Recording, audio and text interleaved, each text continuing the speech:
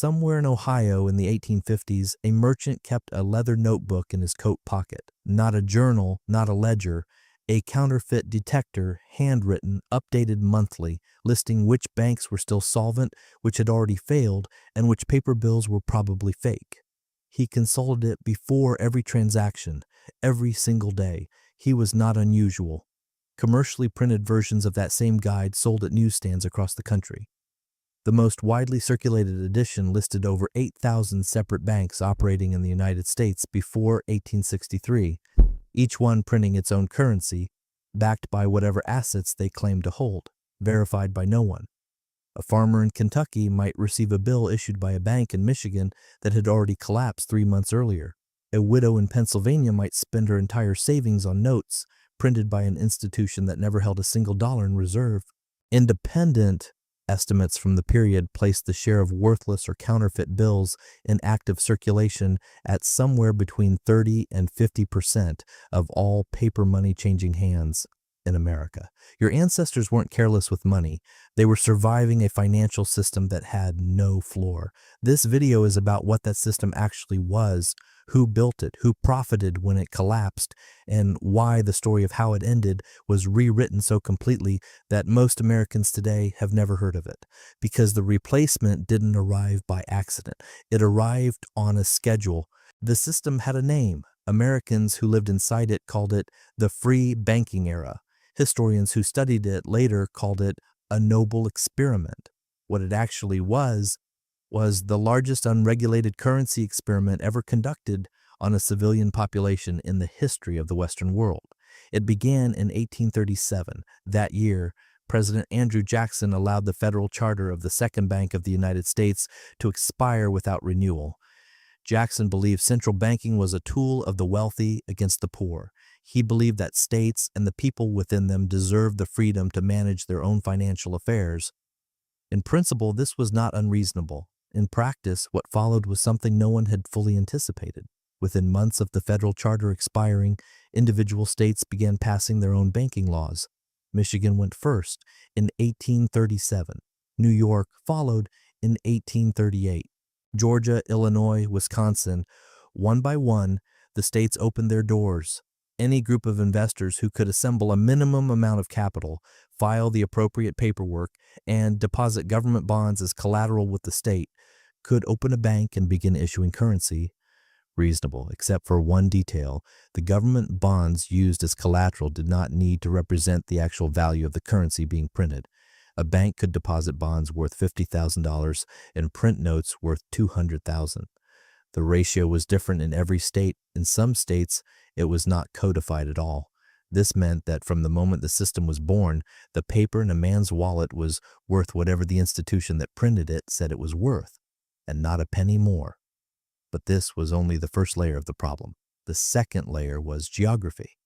A bill printed by the Farmers and Merchants Bank of Kalamazoo, Michigan, was not recognized at face value in Cincinnati, Ohio. A note from a Kentucky bank might be accepted at 60 cents on the dollar in Indiana and rejected entirely in Virginia. Merchants in border cities, St. Louis, Louisville, Cincinnati, dealt with dozens of different currencies simultaneously, often in a single afternoon. The counterfeit detector guides that merchants carried were not black market documents. They were published commercially, updated monthly, and sold openly at general stores and newspaper stands. At their peak, these guides listed the discount rates for notes from over 1,500 individual banks. Reasonable, except that no ordinary citizen, farmer, or laborer could possibly keep track of 1,500 institutions and their shifting valuations. The third layer was distance. The bond deposit system required banks to hold their collateral in the state capital. When a bank failed, and hundreds did, the process of liquidating those bonds, converting them to cash, and compensating depositors took months, sometimes years.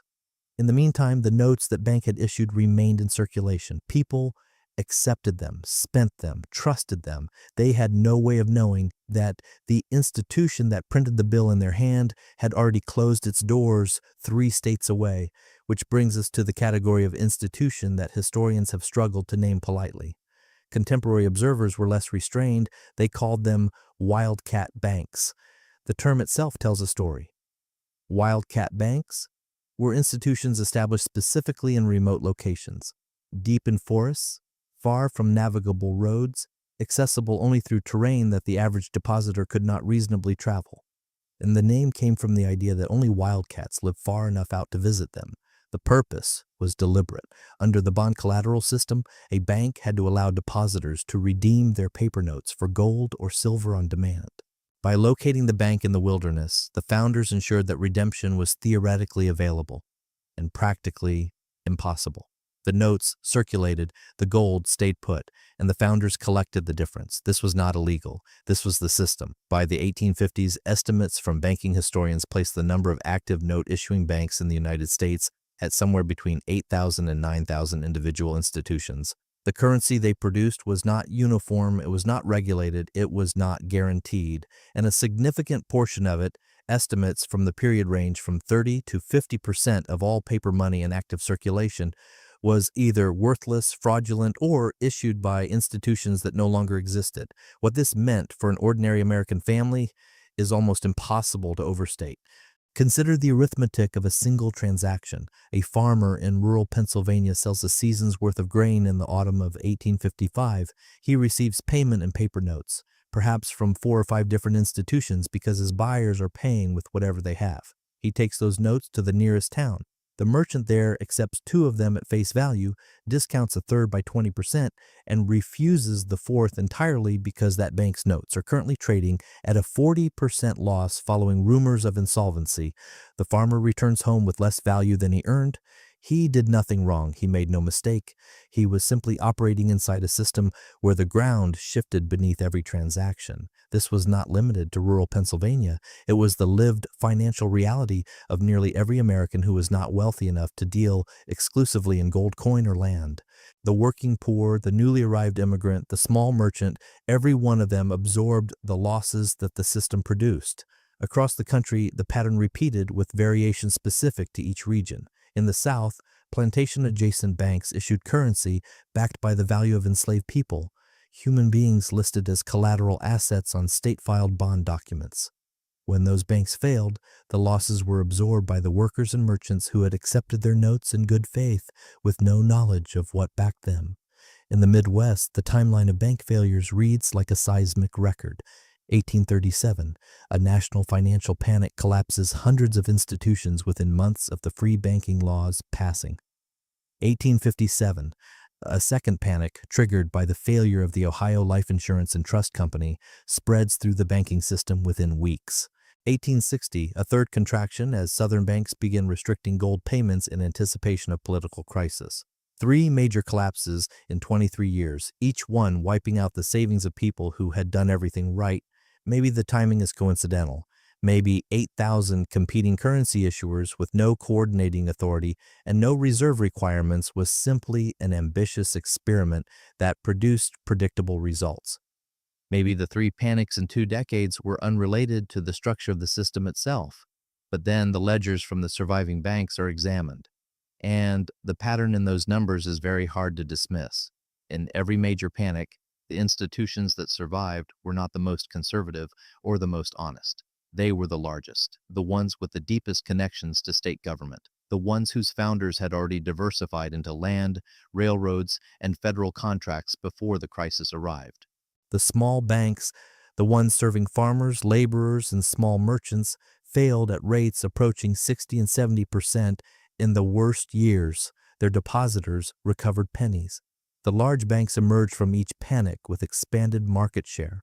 The free banking era ended in 1863. The National Banking Acts of 1863 and 1864 created a unified federal currency, established reserve requirements, and imposed a 10% tax on all state-issued banknotes, a tax specifically calibrated to make private currency issuance economically non-viable. The official history presents this as reform, and in meaningful ways, it was. But the language preserves something the official history does not fully acknowledge. The word currency itself comes from the Latin currens, flowing, running, in motion, not stable, not fixed, simply moving. The people who chose that word understood something about what money actually was, not a store of value, but a medium of transfer. something that moved through hands, picked up and discarded trust at every transaction, valuable only as long as the next person agreed it was. The counterfeit detector guides did not disappear immediately after 1863. Several publishers continued issuing updated editions through the late 1860s, listing the discount rates for old state banknotes still circulating in rural areas. The last documented commercial edition was published in 1871, 8 years after the National Banking Acts were supposed to have resolved the problem, and because in practice the transition took longer than the legislation. In isolated communities, the old notes remained in use simply because they were what people had. Trust is not transferred by legislation. It is built across years of exchange, and it dies the same way. The Merchants Exchange in New York City maintained a currency reading room through 1868, where trained clerks could identify the approximate current value of notes from defunct institutions. Businessmen paid a subscription fee to access this service. The service existed because the demand was real. What the National Banking Acts ultimately produced was not a simple correction. They produced a new architecture, one that concentrated currency issuance in fewer, larger, federally chartered institutions.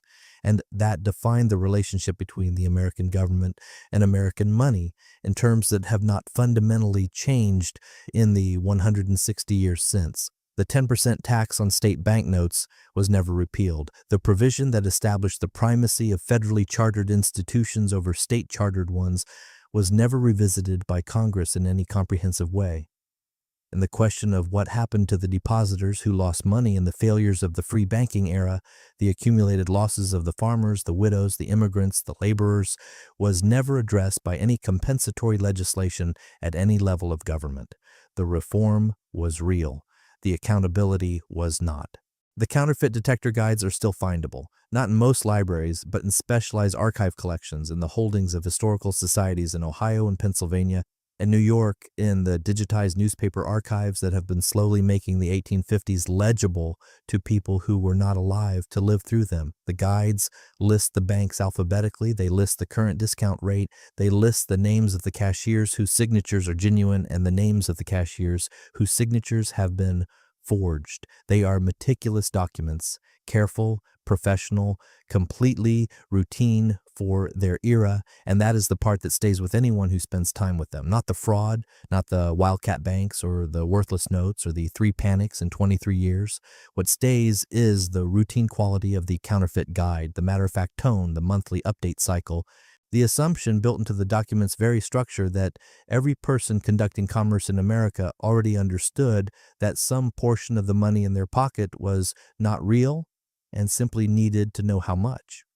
An entire generation of Americans carried that knowledge the way people today carry a phone, automatically, without drama, as basic equipment for navigating the world.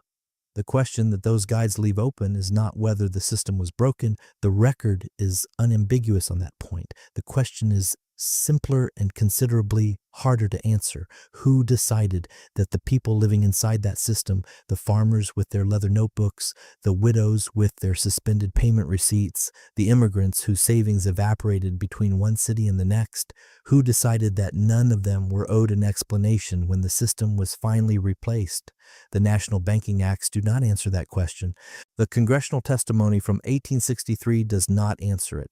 The economics textbooks that cover the free banking era in 3 paragraphs do not answer it. But the counterfeit guides are still there, and they remember exactly what it cost to live in a country where the money in your hand might already be worthless, and the only protection available was a notebook, a monthly subscription, and the learned habit of trusting nothing at face value. Some habits, once learned, do not disappear. They just stop being visible.